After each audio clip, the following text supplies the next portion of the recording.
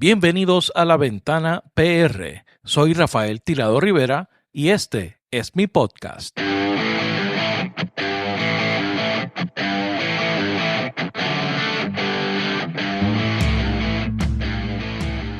¿Saben qué? Me tienen sin cuidado que me llamen dictador. Prefiero que me llamen dictador a ver cómo matan a los salvadoreños en las calles. La oposición ha convertido la manipulación en su principal estrategia y el periodismo es una de sus principales armas. Ese que acaban de escuchar es el presidente de El Salvador, Nayib Bukele. El que no tiene problemas en que le llamen dictador. El que alguna vez dijo en su cuenta de Twitter que era el dictador más cool del mundo. De lo que no habla Bukele es del precio que han tenido que pagar quienes se han dedicado a denunciar los actos de su dictadura, los acuerdos con las pandillas que le llevaron al poder, el desmantelamiento de las instituciones salvadoreñas, las violaciones a los derechos humanos y un estado de excepción, entre comillas, de más de 4 años que ya se ha convertido en la norma. Precisamente, en este episodio, hablamos con uno de los principales fiscalizadores de Bukele desde la prensa independiente. El 7 de junio de 2025, el periodista Óscar Martínez, jefe de redacción del periódico digital El Faro, debía tomar un vuelo de regreso a El Salvador. Cuando nosotros, hace casi un año, un poco más de un año, llevamos en el exilio, él nos alertan que vamos a ser capturados en el aeropuerto de Comalapa, del Monseñor Oscar Romero se llama ahora. Un diplomático nos lo advierte en Costa Rica mientras hacíamos el brindis de despedida del Foro Centroamericano de Periodismo y al día siguiente estábamos listos para subirnos a un avión y volver al país. Para ese entonces nosotros habíamos publicado hacía poco más de un mes las entrevistas con dos líderes pandilleros que fueron socios de Nayib Bukele durante 8 años. Su crimen había sido publicar las confesiones de los propios líderes pandilleros que describían en detalle el pacto secreto entre las pandillas Mara Salvatrucha, MS-13 y Barrio 18 y Nayib Bukele, inclusive desde mucho antes que este último llegara a la presidencia. Hoy, Óscar vive el exilio en México y es mi invitado de esta semana. Bienvenidos al episodio 56 del podcast La Ventana PR. Como les adelanté, mi invitado es Óscar Martínez, periodista salvadoreño, jefe de redacción de El Faro, el primer periódico digital de América Latina y uno de los cronistas más importantes de la región. Es autor de crónicas como La Bestia, Los migrantes que no importan y Los muertos y El periodista, entre otros. Su libro más reciente es Bukele, el rey desnudo. Ha recibido el Premio Internacional a la Libertad de Prensa del Committee to Protect Journalists y el Premio Maria Moores Cabot de la Universidad de Columbia, el reconocimiento periodístico más antiguo de las Américas. Recuerda que La Ventana PR está en Substack. Únete a nuestra comunidad en laventanapr.substack.com. Si te unes a la membresía de pago podrás tener acceso a contenido exclusivo complementario al podcast. Suscríbete también a nuestro canal de YouTube. El video de esta entrevista ya está disponible. Los enlaces de Substack, YouTube y mis demás redes sociales están disponibles en las notas de este episodio. La próxima semana analizamos los resultados de las elecciones en Colombia. Para ello nos acompañará el doctor Andrés Agudelo, profesor de la Universidad de La Sabana en Bogotá. También publicaremos un episodio especial sobre la activista de derechos humanos Ruth López, que participó anteriormente como invitada de este podcast y que se encuentra detenida hace más de un año en El Salvador por el régimen de Bukele. Suscríbete a La Ventana PR en donde quiera que escuches podcast y a nuestro blog en Substack. Ahora los dejo con la entrevista a Óscar Martínez. Óscar Martínez, bienvenido a La Ventana. Un gusto acompañarte, Rafael. De verdad, muy agradecido por haber aceptado la invitación. Para mí es un honor tener uno de los que considero uno de los periodistas más importantes en este momento de Latinoamérica, hablar, yo creo que temas que son importantes para nuestros países y sobre todo que son temas de discusión actual, que es importante tenerlo y que la gente lo escuche, especialmente desde Puerto Rico, que es parte de los Estados Unidos, pero también es importante ver lo que pasa en nuestra América Latina. Yo quiero preguntarte, ¿cómo es que tú llegas? ¿Cuál es el proceso, verdad, de tu entrada al periodismo? ¿Cuál fue esa soga que te ató y te llevó en esta encrucijada que llevas, en este camino que llevas durante los últimos años? ¿Cómo llegas al periodismo? ¿Cómo llegas al Faro? ¿Qué es lo que te mueve? Mira, no tengo una suma de elementos concretos que lo explique de una forma matemática, pero sé que hay unos elementos que tienen que ver con eso. Yo nací y crecí durante la Guerra Civil de El Salvador y fui adolescente durante una posguerra muy violenta de los años 90. Una guerra de 12 años. Correcto. Entonces, yo era parte de una sociedad violenta, yo sabía lo que pasaba en esa sociedad violenta, mis padres nunca nos lo ocultaron, ellos estuvieron muy vinculados con los movimientos cooperativistas de aquel entonces. Y bueno, pues cuando pasó la guerra, el periodismo salvadoreño, que estaba muy acostumbrado a ser censurado por los regímenes militares de la época, empezó a contratar gente muy joven para que le lavaran la cara o le remozaran la cara a los periódicos, donde había muchos elementos que más que periodistas eran propagandistas de los regímenes militares. Yo en aquel momento no había estudiado periodismo, pero entré muy joven a una radio nacional, a la Radio Corporación Salvadoreña. Empecé en el área de deportes, no sé por qué en el área de deportes es donde había cupos, y ahí entré.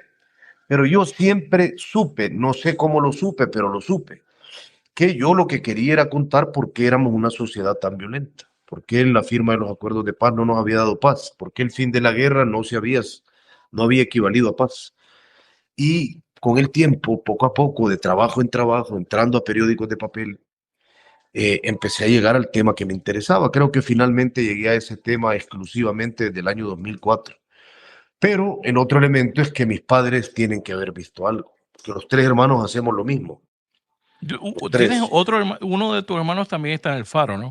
Carlos Martínez está en el Faro y Juan Martínez, pues es, yo creo que un periodista latinoamericano más multipremiado en los últimos 3 años. Ha ganado el Ortega y Gasset, el premio de la Fundación Gabo, el True Story Award.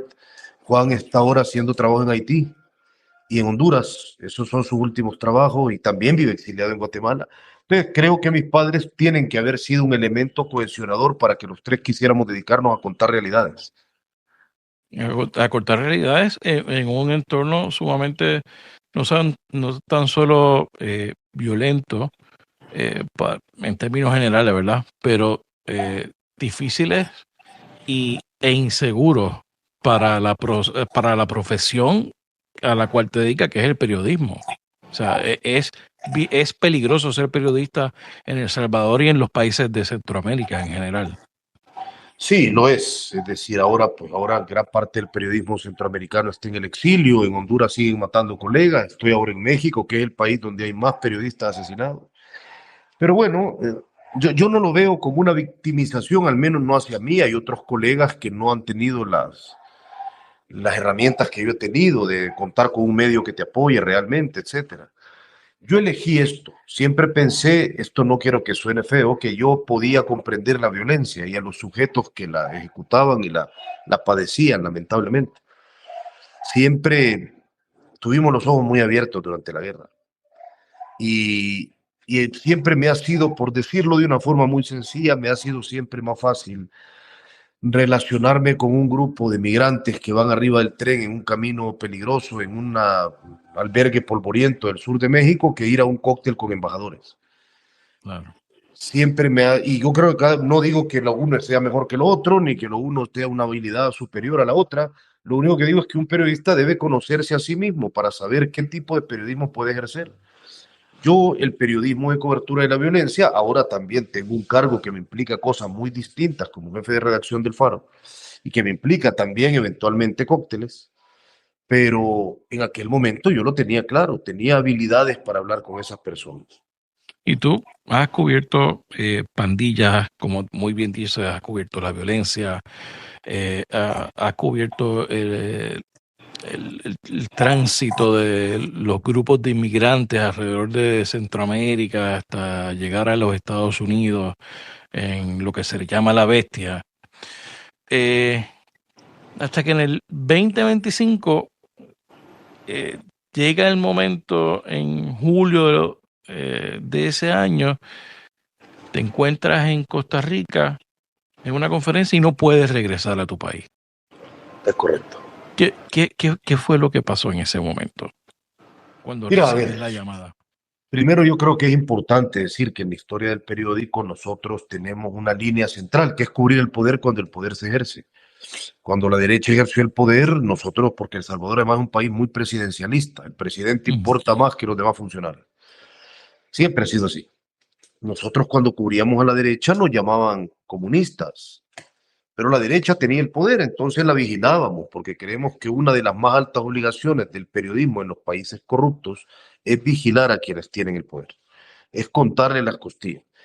Después, en 2009, llegó la izquierda, y que también tuvo gobiernos muy corruptos, y nosotros develamos esa corrupción y nos llamaban capitalistas, nos llamaban lo que querían.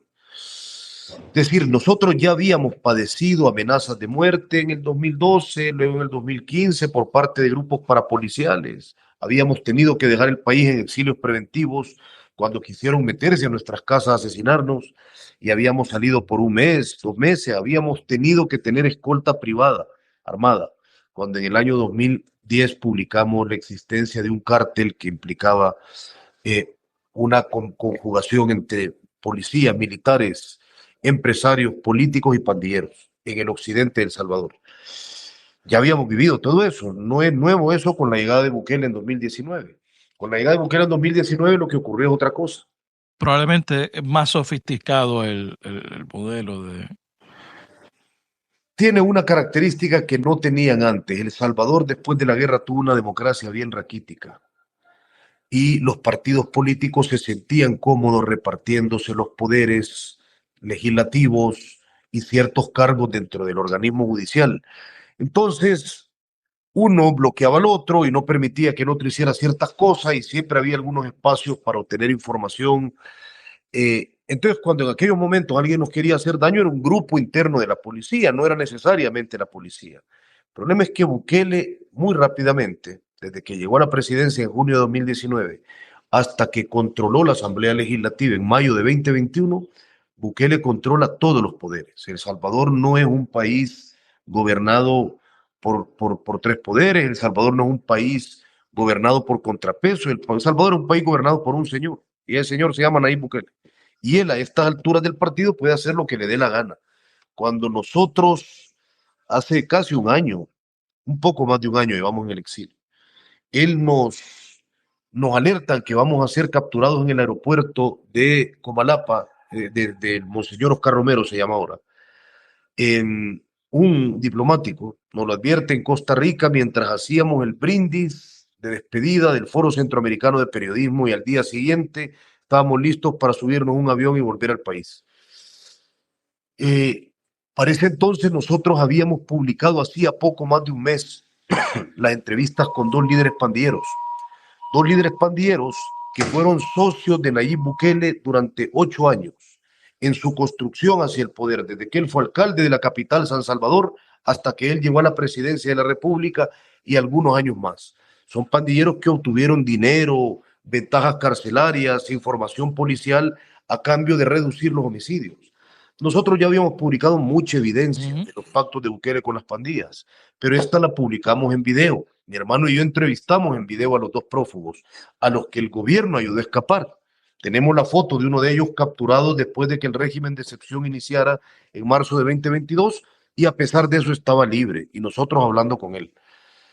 Esos videos molestaron mucho a Bukele porque se metieron en el reino que él considera su reino central, que son las redes sociales, en lugar de las apariencias.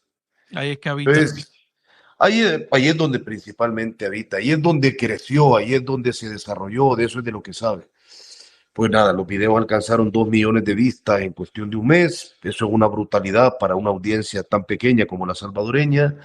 Y Bukele empezó una ofensiva aquel mayo terrible, donde no solo era contra nosotros, terminó capturando a algunos de los activistas y las activistas más importantes del país que aún siguen presos.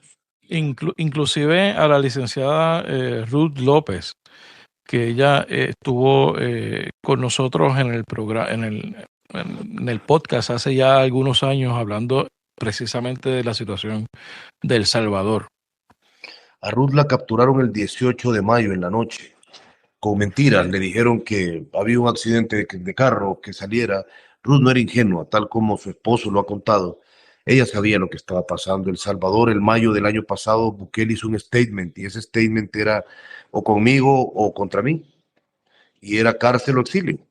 Era un ultimátum. Sí, y Ruth salió. No le dejaron ni siquiera cambiarse la pijama en la calle, la obligaron a hacerlo. Y Ruth es cuando le dice a los policías aquella frase que quedará en la memoria de la valentía nacional, cuando les dice, esto se va a acabar, tengan decencia. Desde entonces Ruth está presa. Es una mujer que está presa, y eso es un hecho, pues. La acusan de peculado cuando ella, cuando era asesora de un funcionario público, no podía manejar fondos públicos. El delito de peculado implica que puedas manejarlos y por tanto te los robes. Pero en fin, no importan los absurdos de las acusaciones. Ruth está presa. No sabemos nada de ella y está enfrentando un juicio secreto, como más de 97,000 salvadoreños lo están padeciendo ahora mismo. Un juicio que por ley es secreto, a pesar de que ella a gritos pidió a la única audiencia donde fue permitido que la prensa se acercara, que quería un juicio público. ¿Por qué quería un juicio público? Porque sabe que sus acusaciones son un cascarón vacío. Y sabía lo que iba a pasar, obviamente. Sabía lo que iba a pasar. Pero como te digo, El Salvador ahora mismo está lleno de gente que tiene dos características, principalmente dentro de las autoridades públicas. Gente, creo que quizás tres. Gente que se miente a sí misma y considera que solo están haciendo un trabajo y que no entienden nada y son tornillos de la dictadura. Yo creo Gente que lo hace por complicidad, porque creen que el fin justifica los medios y entonces ¿quién justifica el fin? Y entonces aceptan lo que tengan que aceptar para ganar plata. Y gente que lo hace por cobardía. Pero ahí estoy hablando de fiscales, jueces, periodistas que se han ido a trabajar al sistema del aparato de propaganda de Nayib Bukele, policías, jefes policiales, etcétera. La dictadura la controla Nayib Bukele, pero la ejecutan todas esas personas que por una de esas razones son soldados de la dictadura. Y hay dos temas importantes que ustedes han trabajado. Ya comenzamos un poco a tantear el primer asunto, que es el tema del pacto entre el gobierno de Bukele y las gangas. Y otro tema que yo creo que es producto del trabajo de ustedes también, es que ustedes fueron espiados por el gobierno, ¿verdad? De Bukele a través del sistema de Pegasus. Vamos a hablar un poco sobre el primer tema del acuerdo, el pacto entre Bukele y las gangas. Yo creo que es importante que la gente lo escuche y lo comprenda, porque una de las marcas del presidente Bukele es que es la persona que ha limpiado el país, es la persona que mantiene los grandes niveles de seguridad de la gente, pero hay una historia detrás de eso. ¿Qué es a dónde los llevó ustedes? ¿Cómo comenzó esa investigación? Obviamente son muchos años de trabajo. ¿Cómo lo podemos condensar para nuestra audiencia? Bueno, mira, nosotros descubrimos el primer pacto de un gobierno con las pandillas cuando Bukele apenas entraba en la política y era alcalde de un Que pequeño era municipio. exacto, que era alcalde primero del Salvador, de San Era Salvador. alcalde de un municipio sin importancia alguna que se llama Nuevo Cuscatlán. Vestía de rojo en aquel momento. Bukele era del partido de la ex guerrilla y decía que Che Guevara era su inspiración y que la Nicaragua de Daniel Ortega era el modelo centroamericano. Bukele ya desde entonces nos demostraba que él va a decir lo que tenga que decir para estar en el poder. Eh, Su partido había pactado con su gobierno, al que él entra, el gobierno central de su partido había pactado con las pandillas para reducir homicidios a cambio de beneficios carcelarios. Entonces Bukele aprende a hacer política dentro de un liderazgo que reconocía que había que dialogar con las pandillas para bajar los homicidios, que se reconocía incapaz como Estado de hacer. Cuando Bukele compite para la alcaldía de San Salvador, su partido, el FMLN, paga $250,000 a las 3 pandillas repartidos para que ayudaran a jalar el voto por el candidato presidencial de la izquierda, Salvador Sánchez Serén, y por Nayib Bukele para la alcaldía capitalina. Y lo hacen. Bukele gana con poco más de 6,000 votos la alcaldía, su primer paso nacional de importancia. Yo estoy convencido, después de haber cubierto pandillas durante años, que las pandillas con sus amenazas te pueden dar 6,000 votos y más. Es decir, estoy convencido de que Bukele llegó a la silla de la capital gracias a los votos que le dieron los asesinos de los salvadoreños. No me queda ninguna duda. Ahora, dicho esto, antes de complejizar brevemente la cosa, yo le digo a tu audiencia que Bukele pactó con las pandillas no es algo que yo creo o que yo quiero convencerles, es un hecho.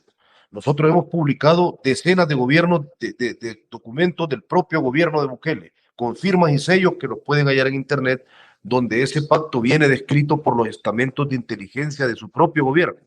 Pero no solo eso, en la Corte Este de Nueva York, en los indictments que han hecho contra 27 cabecillas de la Mara Salvatrucha, el propio Departamento de Justicia menciona esos pactos.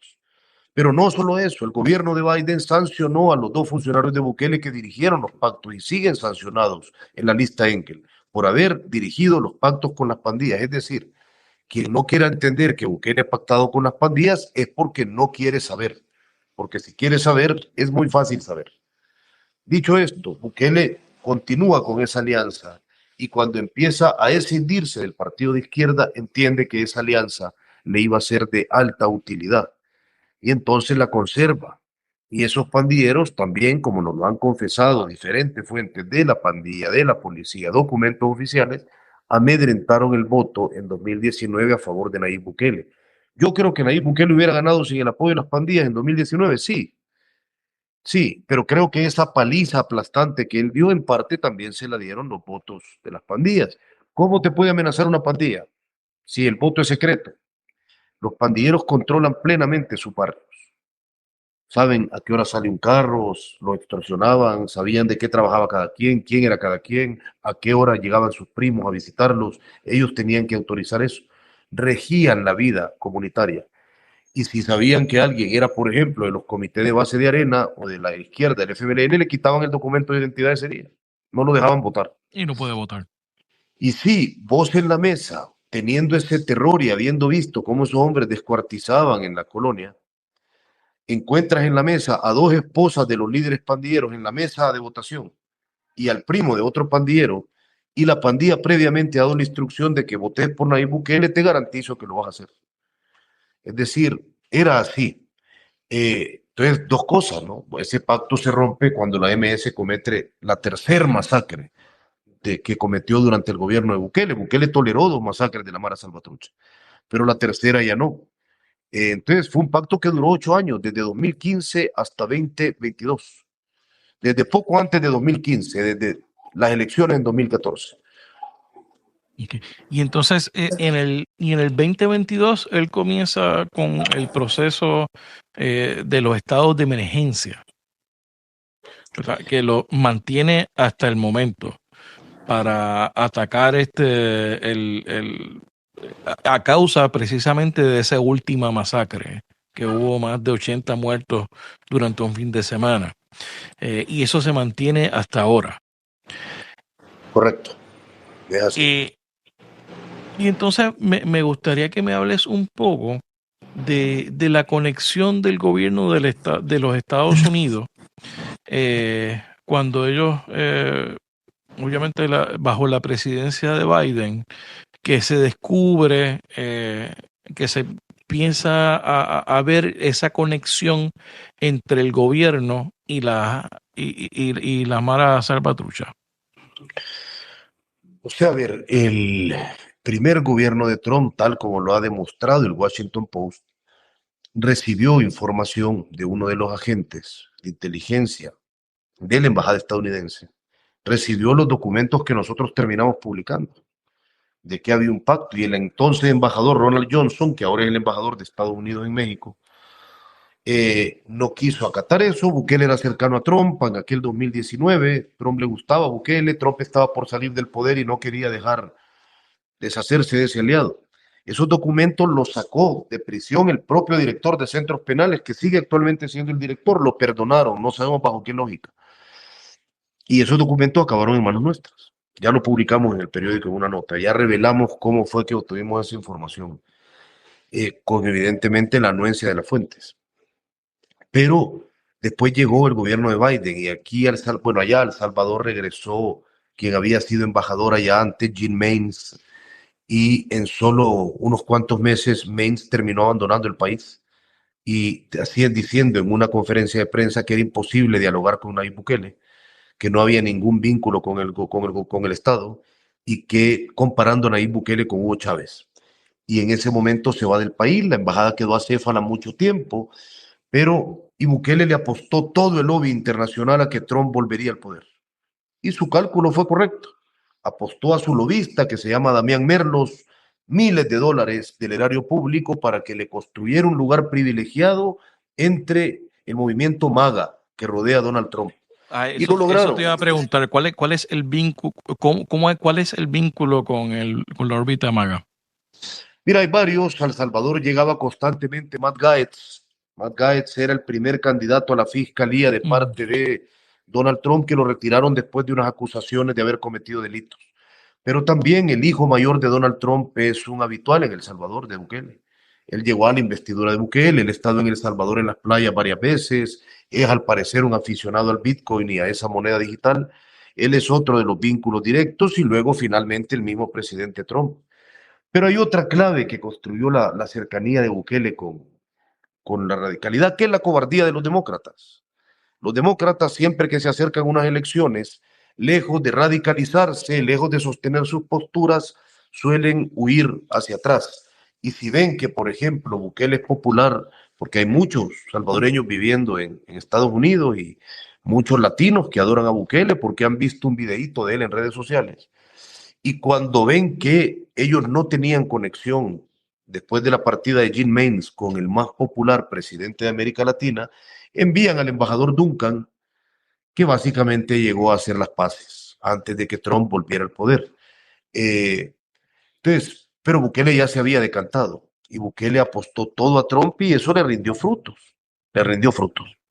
Claro, y por eso es que recibe durante esta segunda administración de Trump 2.0 a los inmigrantes que están siendo expulsados de Estados Unidos en la cárcel, la megacárcel que tiene antiterrorista, ¿no? Sí, la negociación que también fue hecha pública por ProPublica la hizo incluso uno de los hermanos de Bukele, que funciona como una especie de... no tienen ningún cargo formal, pero Bukele gobierna junto a principalmente dos de sus hermanos, Ibrahim y Karim Bukele. El otro hermano, Youssef, le hace poco caso, pero él gobierna con ellos como si fueran sus funcionarios. Ellos hacen lo que les da la gana en el país. Ahora, en ese momento, incluso el hermano de Bukele le ofrece a Marco Rubio, en un documento que publicó CNN, perdón, le ofrece un descuento. Eran $10,000 por reo, por un año. Le ofrece dejárselo a la mitad del precio, la siguiente tanda, bajo una condición. Le dice: yo recibo a tus venezolanos, y lo recibieron. Ahora devolveme a mis pandilleros. ¿A qué pandilleros me refiero? A lo largo de los últimos años, antes de que el pacto acabara, el FBI había capturado a 9 líderes de la Mara Salvatrucha 13, principalmente en México. Estaban prófugos, eran líderes fundadores, etcétera. Y estaban en un juicio en Estados Unidos. Muchos de esos 9 líderes tenían mucha evidencia de su pacto con Bukele, que había durado más de 8 años. Y Incluso Bukele lo estaban sabía. cooperando con el gobierno. Se cree, bueno, no se cree, el Washington Post publicó que uno de ellos, Elmer Canales Rivera Cruz, un hombre que se jactaba de asesinar con sus propias manos y que, por cierto, fue liberado ilegalmente por el gobierno de Bukele antes de que su pacto se rompiera con las pandillas. No sabemos exactamente las razones de su liberación, pero lo liberan ilegalmente cuando aún le quedaban 40 años de condena. Finalmente, Cruz termina atrapado por el FBI en el sur de México. Estaban colaborando. Bukele le pide a Marco Rubio, a través de su hermano, devolverme a esos pandilleros, porque Bukele sabe que esos pandilleros son la espada de Damocles sobre su cabeza. Que cuando los demócratas vuelvan y tengan más incidencia en el Departamento de Justicia, se puede renovar el juicio. Y no es poca cosa. A Bukele lo podrían acusar de haber sido socio de una organización como la Mara Salvatrucha 13, que Estados Unidos considera una organización terrorista transnacional. Es decir, hay muchas diferencias entre esos grupos, pero en términos formales, para Estados Unidos, Al Qaeda y la MS-13 son la misma categoría. O la Yakuza y la MS-13 son una organización terrorista transnacional. Y eso es algo que a Bukele lo aterroriza. En el primer vuelo de venezolanos llegó el único pandillero al que le han devuelto, Greñas. Y después de eso intentaron devolverle otro, pero los abogados defensores de este otro convencieron a la jueza de que ese pandillero corría riesgo de muerte acá y que había que juzgarlo en Estados Unidos por los delitos cometidos ahí. Y en esa decisión está. Si deportan al segundo pandillero, que su apodo es Vampiro, yo creo que van a deportar a todos los demás y la posibilidad de un juicio en las Cortes de Nueva York contra Bukele en el futuro se agotaría. Es muy probable, bajo esta administración, antes de que acabe ese término, puede ser que todos estén de vuelta. Es posible, pero le está siendo complicado. Yo creo que la administración Trump pensó que iba a ser mucho más fácil, que solo era retirar los acuerdos de colaboración y devolverlos, pero una jueza, la jueza Askram, se ha interpuesto en el camino y ha pedido que le expliquen cuáles son esas razones geopolíticas por las que van a devolverle a Bukele a unos criminales que, según el Departamento de Justicia, cometieron delitos en Estados Unidos y para cuyos arrestos se utilizó mucho dinero del erario público. Entonces, la jueza ha empezado a preguntar, y a la gente que no tiene argumentos, que lo que tiene son tramas oscuras, las preguntas no les gustan porque no las saben contestar. Claro, la oscuridad siempre le teme a la luz al final del día. Te hago una pregunta. Ustedes también, parte de toda esta campaña de parte del gobierno en contra del medio del Faro, los llevó en un momento a enterarse.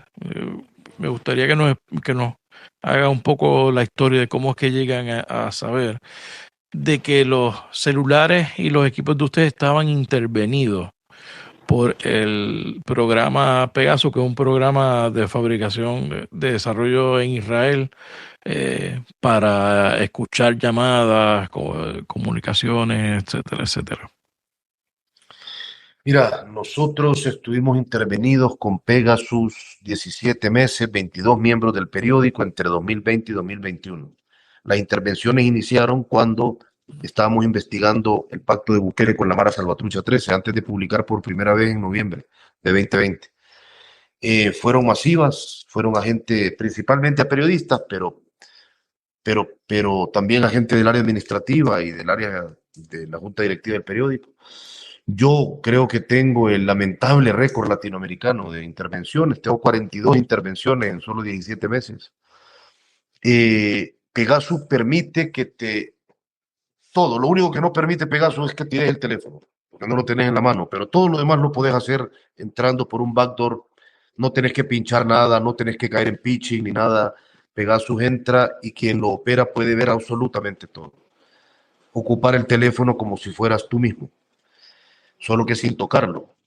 ¿Cómo supimos que estábamos intervenidos? Una colega, Julia Gabarrete, ya no está en el periódico, pero era una gran periodista. Julia Gabarrete empieza a ver que su teléfono se calentaba, se descargaba muy pronto, y ella conocía a personas que trabajaban en organizaciones que hacían esos análisis, le entrega el teléfono y el primer diagnóstico, el preliminar de su teléfono, le sale infectado. A mí ella me cita a una gasolinera como jefe de redacción, eh, y me lo dice, y entonces enviamos, si no me equivoco, 4 o 6 teléfonos más de los reporteros que estaban investigando los temas más sensibles y el mío.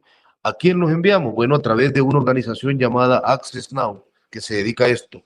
Los enviamos a la organización Citizen Lab.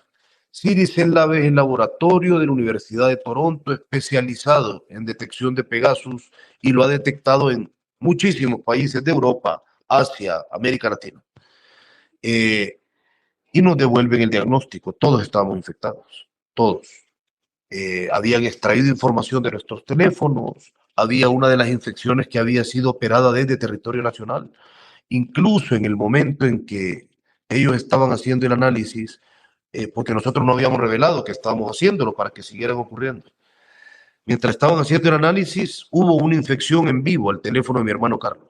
Entraron en ese momento, lo cual es algo que yo creo que no le había ocurrido a esta organización. John Scott Wrighton, que es el investigador senior de la universidad y que ha descubierto Pegasus en muchos países del mundo, consideró que lo que le habían hecho al Faro era algo obsesivo. Eso de coger una publicación, eso no pasa en todos los países, pero quienes lo hacen se corren la chance, ¿no? De, en primer lugar, de quedar como retratados como lo que son, ¿no? Como gente que quiere opacar las investigaciones y quiere mantener escondidos sus actos. Eso habla mucho del gobierno de El Salvador. Tú, mientras has estado en México, has publicado un libro que se llama Bukele, el rey desnudo.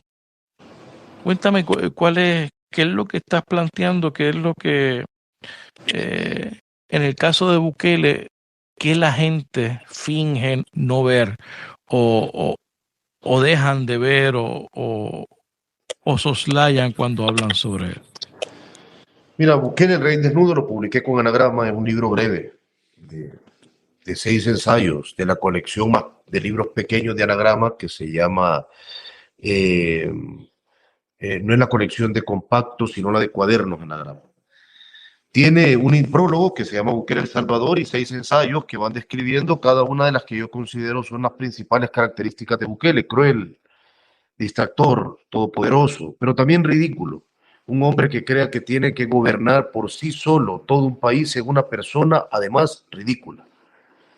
Y cada uno de los capítulos yo elijo una escena para que sea algo croniqueado, o como decía Juan Villoro, sea un ensayo que narra y que no solo sea estar opinando.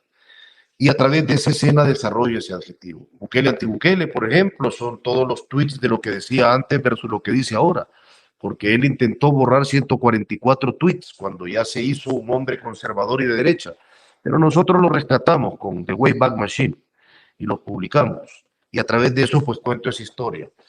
¿Qué quería yo? Mira, quería mostrar al Bukele que nosotros conocemos y hemos padecido. Tienen ustedes derecho a admirar a quienes quieran, pues a tus oyentes se los digo, nadie le va a ordenar a quién admirar. Si ustedes quieren admirar a Bukele, háganlo, es su pleno derecho. Simplemente les pregunto, ¿lo admiran porque saben de él qué? Porque si ustedes responden que lo admiran porque han visto 2 reels de 3 minutos, con todo, bueno, no, directamente les digo, son personas muy ingenuas. Si ustedes no saben que él era publicista y su familia, que es una familia muy rica, tenía empresas de publicidad y campañas políticas y él entró a ellas desde los 18 años y es experto en desviar la atención hacia donde él quiere que vean, usted es ingenuo. Si usted cree que el secote es como se ve en las cárceles salvadoreñas, usted no sabe.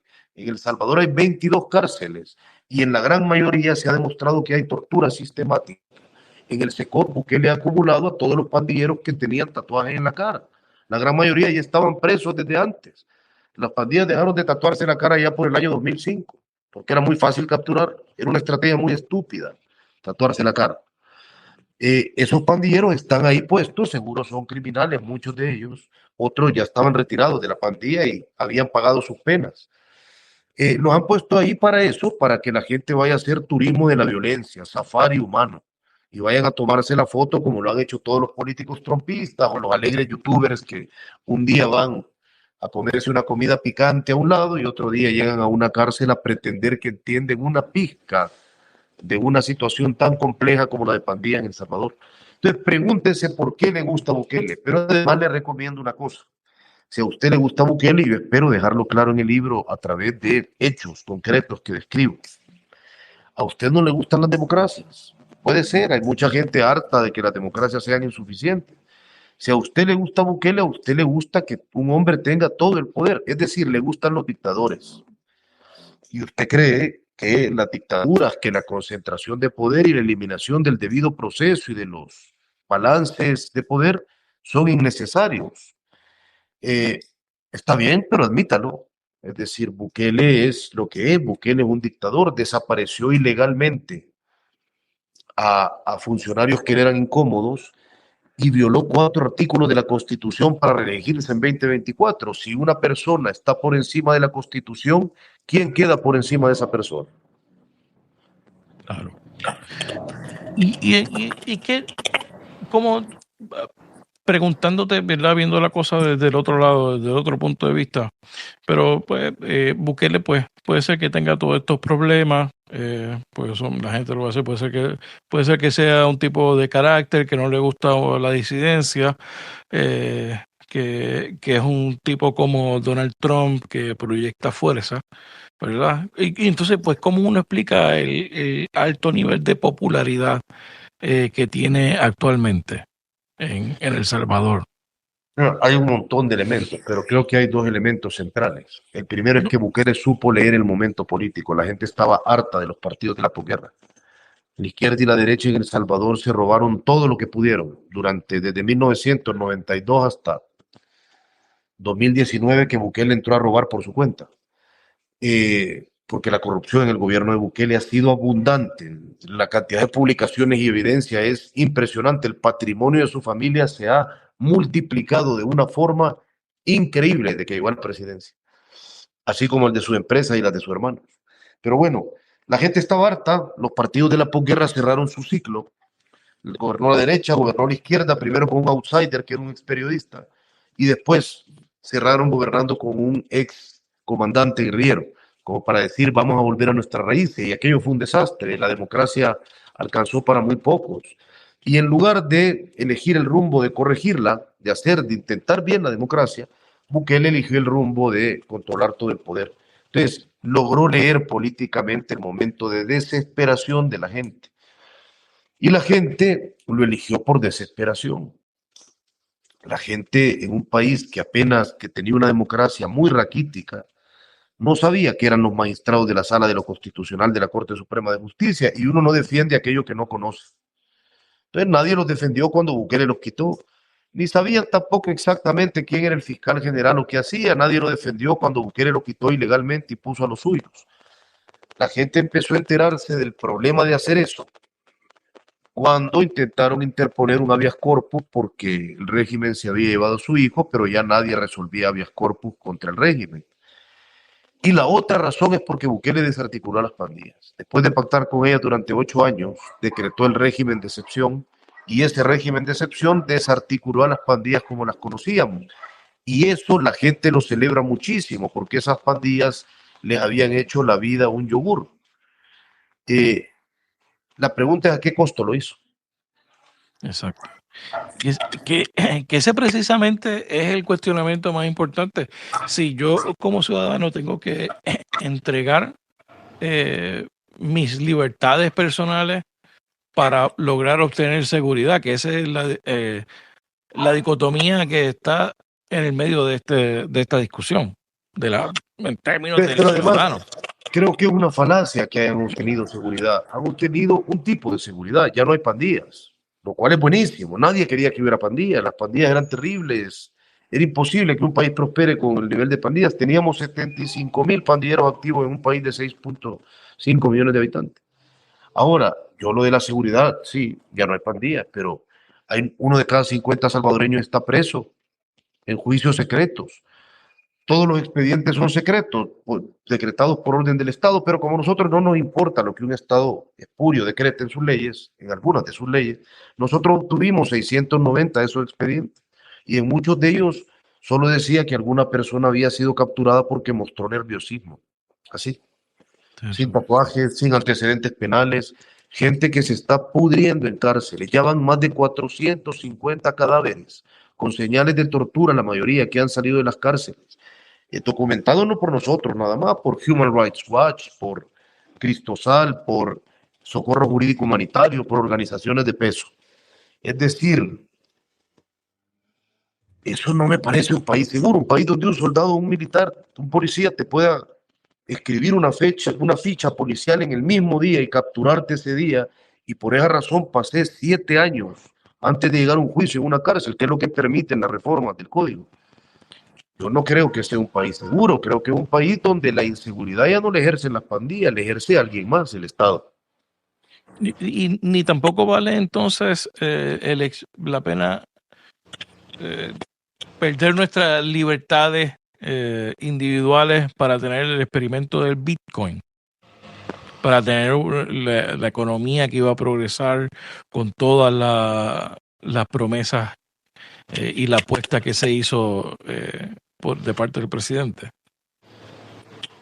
Es que lo del Bitcoin no es ya cuestionable, pues Bukele anunció que con el Bitcoin iba a renovar el país y prometió una ciudad Bitcoin. En uno de los capítulos describo eso, cuando Bukele promete Bitcoin City. Ese es el capítulo que se titula Bukele Ridículo.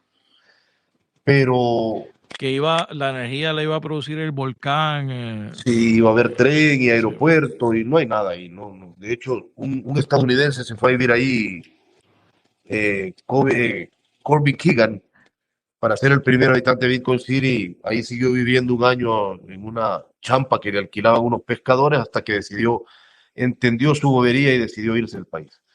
Porque Bukele es muy bueno promete cosas impresionantes, con una elocuencia. Cuando prometió Bitcoin City, dijo que iba a ser la nueva Alejandría. Se estaba comparando con Alejandro Magno.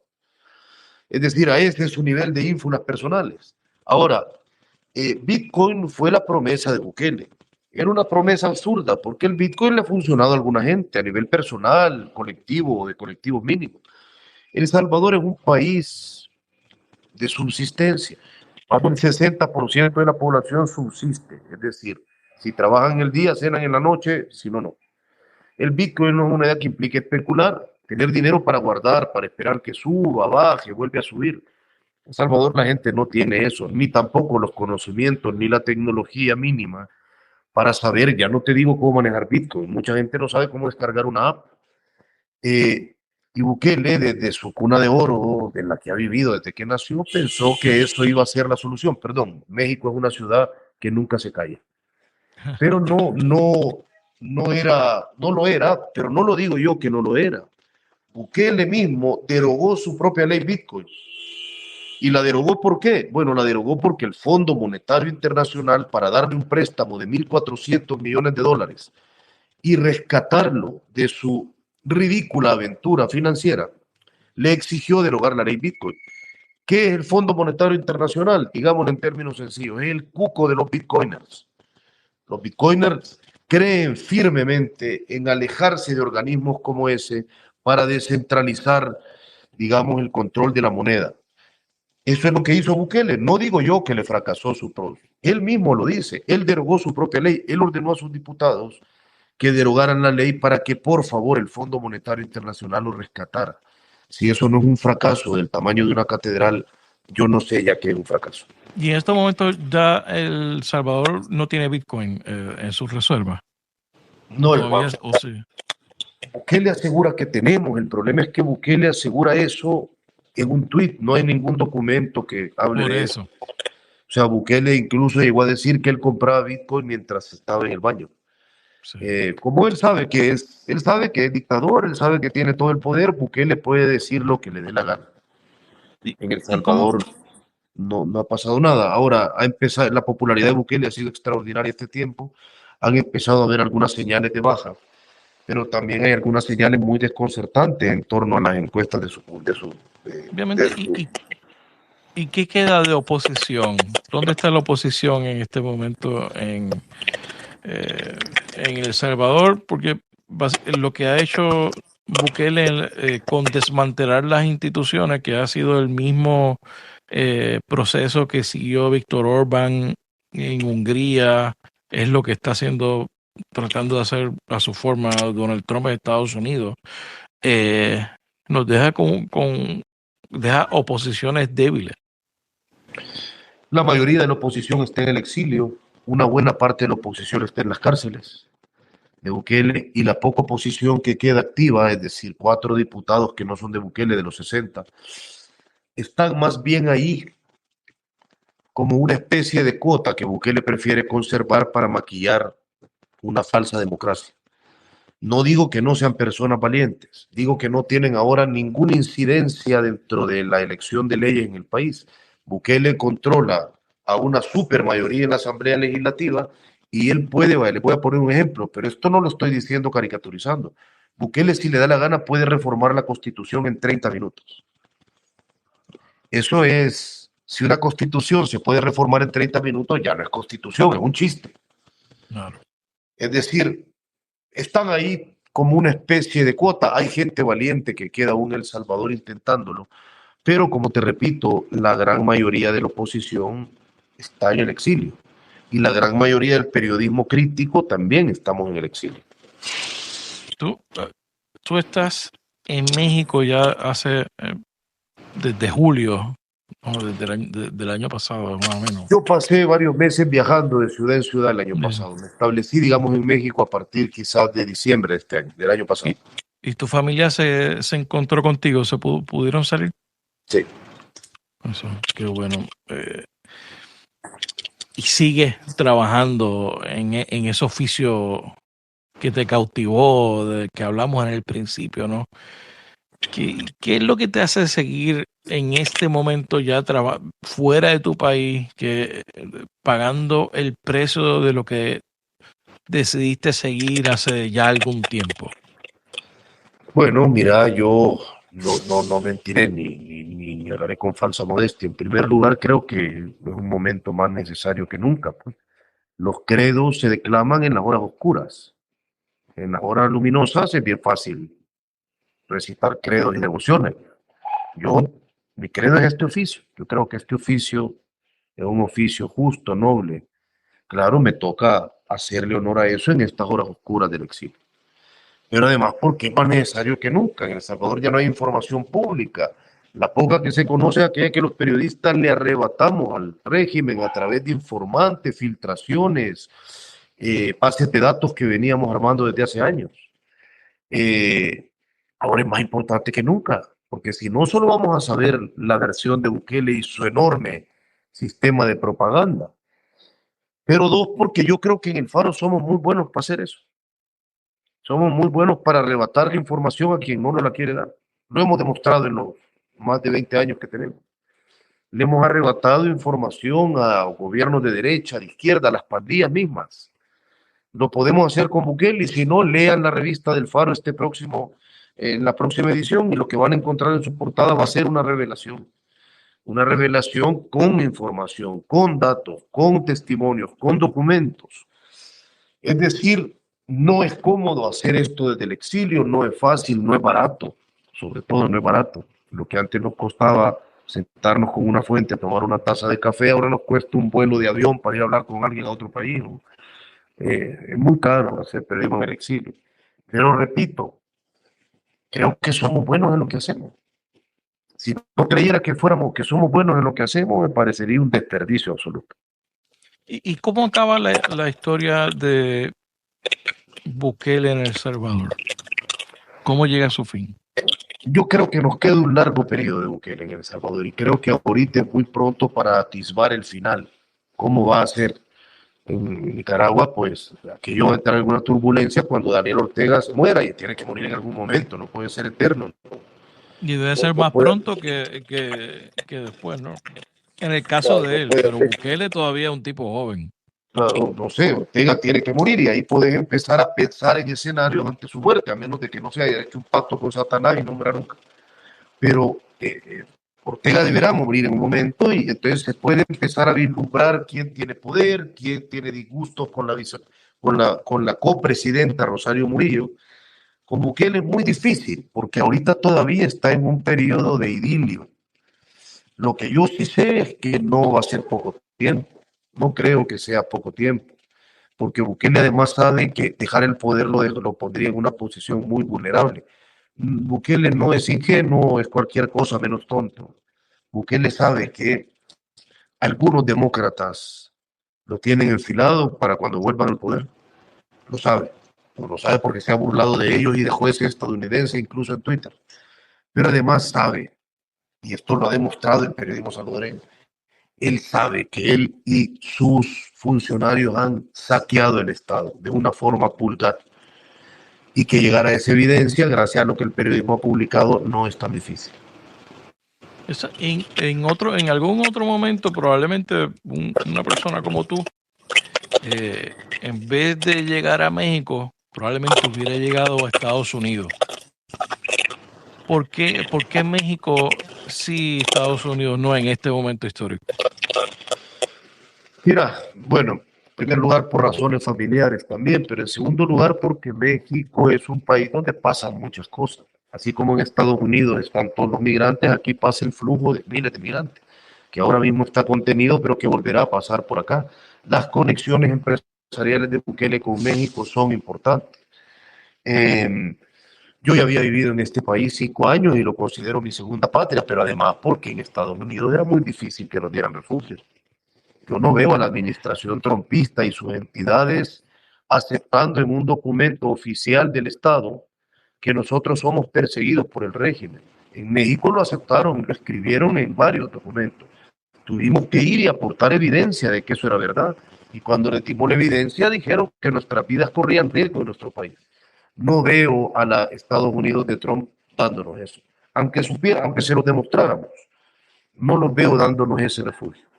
Bueno, Oscar, ¿qué estás viendo en Netflix? ¿Alguna serie que nos quieras recomendar para cambiar un poco el tema, no? Mira, no, ahorita no estoy en mi etapa más brillante, estoy volviendo a ver una serie, yo creo que muy bien hecha para entretener, que se llama The Morning Show. Estoy viendo.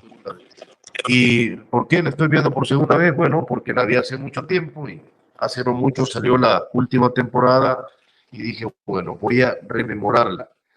Pero me parece que, bueno, es una serie bien hecha, pero bien hecha para entretener, no para más que eso. Eso está muy, muy bien. Esa la vimos hace tiempo y te voy a recomendar una serie que se llama Fauda, que esa está disponible en Netflix, que es sobre la forma en que opera los servicios secretos israelíes, especialmente en Irán y en toda la región de Medio Oriente, que es una serie muy fascinante y sobre todo que estoy seguro que te va a gustar. Anoto aquí y te agradezco el consejo. Fauda, muy buena. Bueno, Oscar Martínez, de verdad muy agradecido. Gracias por estar en La Ventana. Un enorme gusto y te mando un fuerte abrazo hasta mi querida PR. He ido varias veces y me parece uno de mis lugares en el mundo, lo digo con total honestidad. Qué bueno, ojalá que te veamos pronto por acá. La Ventana PR es una producción de Change Lab Media para Rafael Tirado Rivera. Hasta la próxima.